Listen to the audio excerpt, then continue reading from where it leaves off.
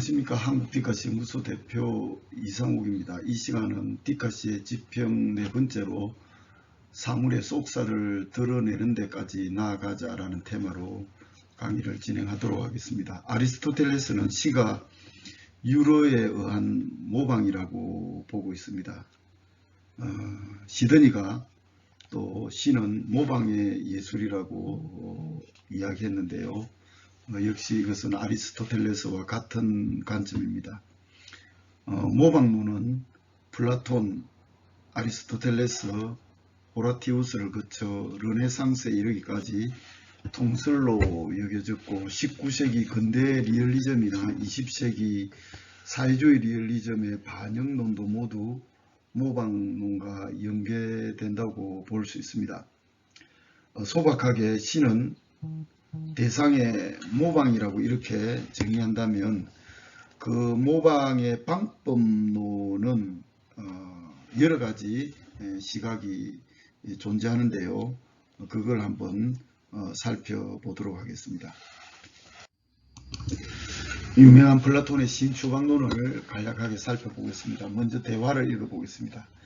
그런데 여기 세 종류의 침대가 있네. 하나는 필연적으로 존재하는 것이네. 내가 잘못 판단한 것이 아니라면 그것은 신이 만든 것이라고 하겠네.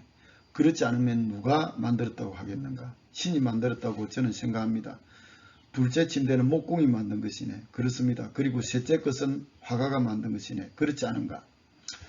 여기서 플라톤은 신이 만든 침대를 목수가 모방하고 목수가 만든 현실의 침대를 모방한 것이 그림이고 시라는 것입니다. 따라서 신은 이데아는 모르고, 즉 실제는 모르고 현상만 모방한 것이므로 진실 쪽에서 볼 때 그것은 거짓이고 무가치하다는 것입니다. 그래서 시의 생산자인 시인은 그의 공화국에서 추방되어야 한다는 것이 바로 플라톤의 신추방론입니다. 플라톤처럼 모방론을 인식한다면 신이 만든 이데아의 침대가 실제의 세계라면 시인의 모방은 목수의 침대, 즉 현실에서 모방한 것이기 때문에 실제에서 한 단계 더 멀어진 것이 됩니다. 그래서 시인의 모방은 무가치하다, 그렇게 플라톤이 말하는 것인데, 그러나 여기서 우리가 생각해야 하는 것은 모방의 대상, 즉 시가 현실을 오려오거나 복사하기가 아닌 모방이라는 것입니다. 아리스토텔레스가 지적한 대로 시인은 실제로 발생했던 것을 노래하는 것이 아니라 발생할 수 있는 일, 즉 개연성 있는 것을 노래한다는 것입니다. 그런 측면에서 모방은 재창조로서의 모방임은 두말할 필요가 없을 것입니다. 따라서 플라톤이 우려하는 바는 부질없는 일이 되고 마는 것입니다. 그러니까 개연성 있는 모방이고, 그런 측면에서 플라톤의 그 유명한 시인 추방론도 아리스토텔레스에 의해서 부정되고 있다, 그렇게 볼 수가 있는 것이죠. 시인은 현실을 모방하되 현실보다 더 개연성 있는 예술 세계를 구현합니다. 10여 년 전에 영화를 잘 보지 않다가 그제 포로 수용소를 배경으로 한 영화 흑수선을 보았는데요. 최신 설비를 갖춘 극장에서 펼쳐지는 그 스크린 위에 가상현실의 리얼리티에 아주 놀랐습니다. 그제 포로 수용소를 탈출하는 장면은 압권이었는데요. 타임머신을 타고 현실 속에 그제 포로 수용소 탈출 현장을 목격했다 손치더라도 영화에서 보았던 그 리얼리티만큼 생생했을까 하는 의문이 들었습니다. 다시 말해 현실의 포로 수용소의 포로 탈출 현장을 모방한 스크린의 가상현실이 더 리얼했다는 것입니다. 시는 현실의 모방이지만 현실보다 더 리얼리티를 지니는 것을 영화 흑수선을 통해서도 새삼 확인한 것입니다.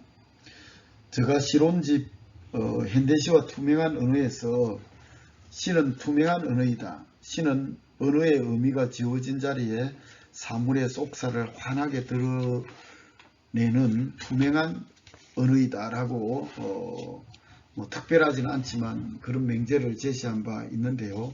여기서 사물의 속살이라는 것은 바로 플라톤이 말한 신이 만든 침대, 즉 이데아의 침대 형상이라고도 볼 수 있을 것입니다. 신은 사물을 모방하되 그 사물의 현상 모방에만 그치는 것이 아니라 보이지 않는 사물의 속살까지 드러낸다는 것입니다.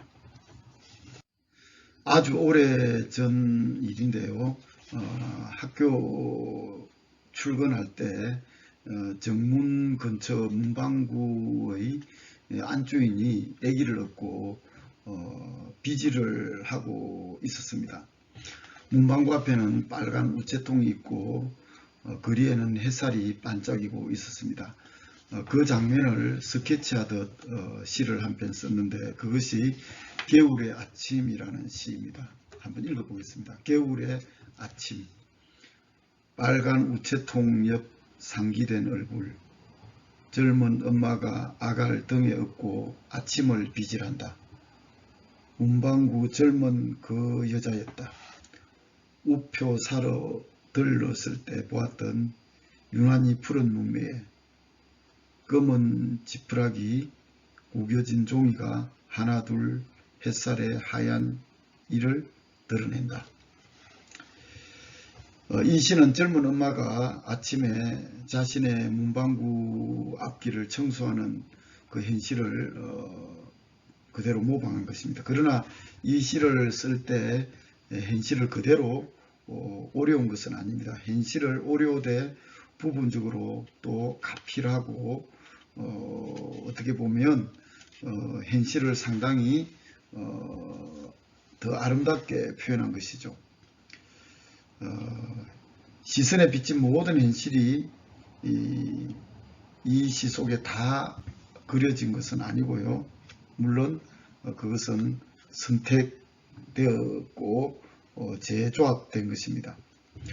아침 일찍 젊은 여자가 아기를 얻고 문방구 앞을 깨끗이 청소하는 모습은 성실하게 살아가는 소시민의 모습임이 분명합니다. 그러나 겉으로 드러난 아기 업은 젊은 여자가 있는 풍경은 현상적으로 볼 때 그렇게 감동적인 장면은 아닙니다. 그러나 그 속에 내재한 그 풍경의 이데아는 겉으로 드러나 있지 않지만 삶의 진실을 담고 있는 것입니다. 어떻게 하든지 나는 아기 업은 젊은 여자의 풍경을 단순하게 모상하는 데 그치지 않고 그 이면에 내재한 삶의 실제를 모방하려고 애를 썼습니다. 그래서 유난히 푸른 문매라든지 검은 지푸라기 구겨진 종이가 하나 둘 햇살의 하얀 일을 드러낸다 같은 가장법이나 메타포를 구사한 것입니다. 시인은 사물을 모방하되 현상을 모상하는 것을 넘어 사물의 속살, 즉 실제를 드러내는 데까지 나아가게 되는 것이죠. 그런 측면에서 플라톤의 신 추방론을 넘어 오히려 현실보다 더 생생한 리얼리티를 드러내는 것이 바로 시고 예술이다. 그렇게 말할 수 있겠습니다. 다음 시간에는 시의 집행 5번째로 때로 무기가 될 수 있다는 것도 알아두자 라는 테마로 계속 강의를 진행하겠습니다. 감사합니다.